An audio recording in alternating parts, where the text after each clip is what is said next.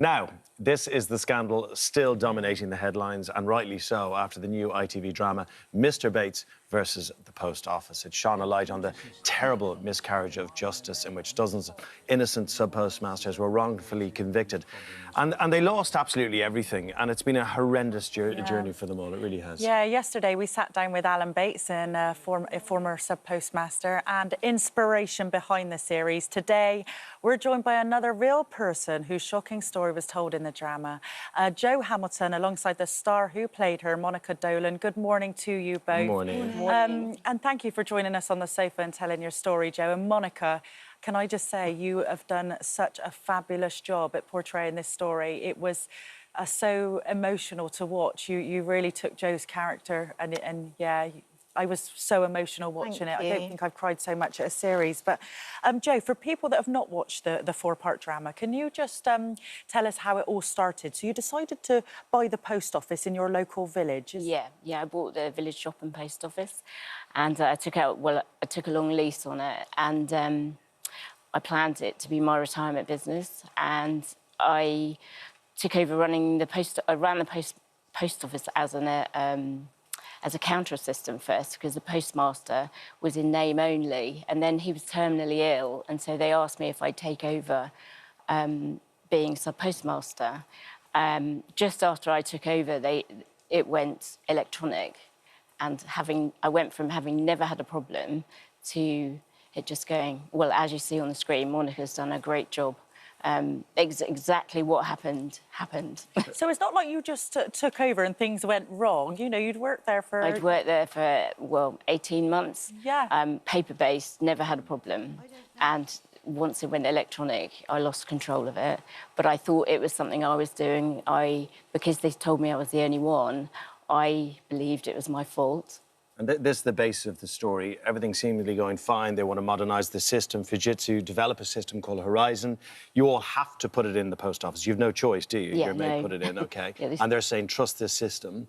When did you start not trusting it? When were the first red flags, and what were they? Well, the first red flag was in the drama where Monica, she taps the screen. I was £2,000 down, so I rang them. And literally it doubled in front of my eyes. And then they said, well, you've got to pay that. And so I demanded the area manager came down. He came down, couldn't find it. And they said, well, you've got to pay it. Your contract says you've got to pay it. So... And sorry, this is you totting up at the end of the day or the end of the week, doing your books? I was at the end of the weekly balance, yeah, where it sorted it all out for you, and it would come up with a figure that you should have. And describe that feeling. It's a lot of money. What was that like, that moment? Well, I didn't have 2,000, let alone 4,000, and it doubled to 4. And I said, well, I don't have it. And they say, well, you have to write out a hardship case. And they deducted it from my wages then until it was paid off.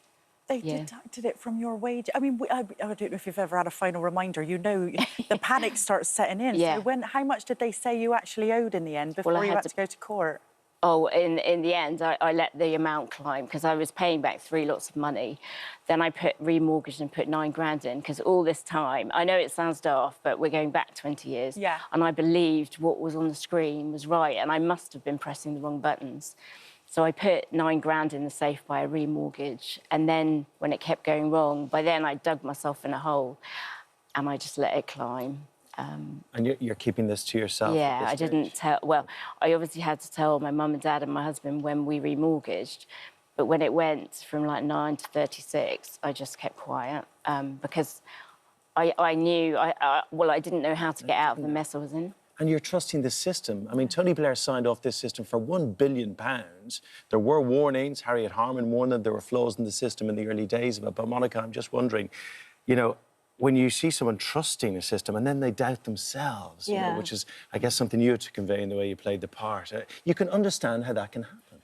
Yeah, I think it's quite relatable because I think everyone in some small way has had that experience of ringing a helpline or something going on wrong with a computer. But, I mean, what shocked me so much was, first of all, the contract where the sub-postmasters are contracted to pay back this money if it doesn't balance.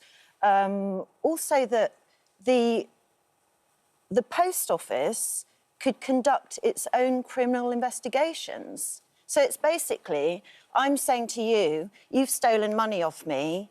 I'm going to investigate it. And, oh, I found out that you have stolen it, so I want it back, please. That was, I found really shocking. They are calling for that to change, aren't they? That's one. Yeah, and I agree with Keir Starmer. I think that definitely should change, yeah.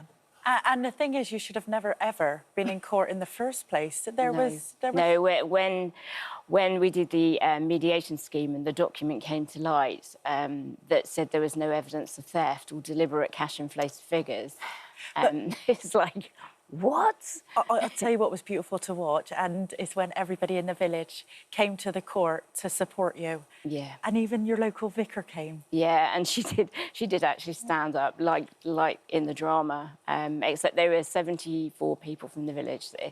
It was the most mad day ever. I mean, I can laugh about it now, but on the day, it was just crazy.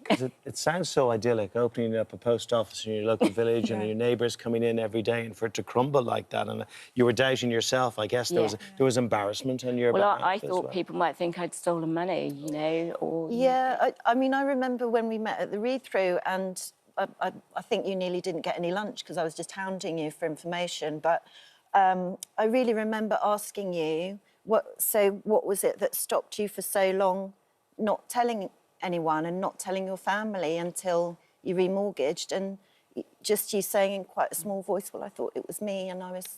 And that gave a key to so much of how to play it. Now, you've both spent a lot of time together. I know you've followed Joe's story. How angry are you both at Paula Venables?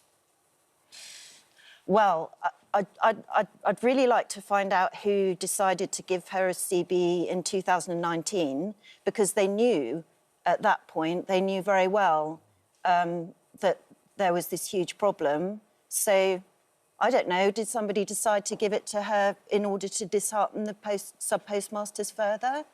It seems an extraordinary decision to me. I can't imagine what would have been going through your mind when you seen her awarded her CBA. I don't know why she accepted it in the first place. Yeah. I mean, she must have known by then. She left part of the way through the last trial, and you know, she must have known what she was doing. I just don't understand it. Just very quickly before we go, and we must respect the role that Alan and Suzanne played in this story going on, but the role of the drama, and it's great, but it's also kind of terrifying that without it, maybe the government wouldn't be kind of embarrassed into doing something about it, fast-tracking justice. Yeah. I mean, they push out all these statements and everything. They make it look like they're paying everybody, but trust me, they're not. They're not paying the group that took them on in the High Court, and that's not right. Drama's been powerful, hasn't it? Yeah. Yeah, I think the thing is with it's you know, valuable, hopefully, in the way that journalism can be, because it's just gone on obviously so wrongly for so long, the situation, and the news about it comes out in the order that it has to, and sometimes in dribs and drabs. And in this way, you know, Gwyneth's been able to sort of give something whole to show people and say this is what's happened over a long period of time. And luckily, people are good, and that's made people angry. Monica, thank you for telling the story, and Joe, thank you for allowing Monica to do so. Thank you. Yeah, thank you. Thank you. Oh, my word. You're so invested in this. You've been watching it on It's ITVX, just so haven't you? emotional, what you've all been through. Yeah, I'm so sorry that it's happened to you. Just got to keep fighting. Yeah. Fighting for the group. Yeah, well done you. And Monica, fabulous. Brilliant. Thank you. Thank you.